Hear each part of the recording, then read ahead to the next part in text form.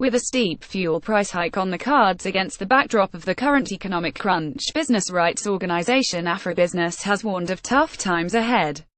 The organization, with more than 12,000 member businesses, said a 67 cents per litre increase in the price of petrol and a 44 centilitres rise in the price of diesel on Wednesday will be felt across businesses and some will feel the pinch.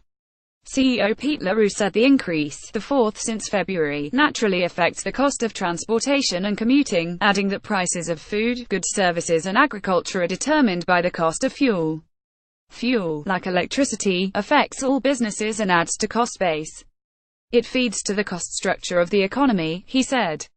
LaRue said the state of the country's economy was a real cause for concern, adding it was a pity consumers and business had no control of the global economic and the country's political direction. He however said if there was one thing that SAR could do was to project political stability and certainty as the value of the rand reacted to political developments.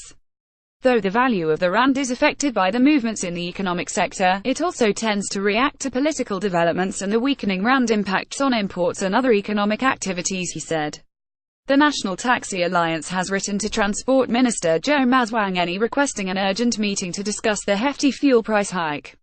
The organization's Secretary-General, Alpheus Malalazi, said they could not raise taxi fares in the wake of the fuel cost hike as they were transporting poor people. He said if they increased fares these would be higher than those charged by trains and buses which are subsidized by the state. Raising taxi fares for us does not make business sense. Already the taxi industry is charging charity fares but we are not sponsored by the state.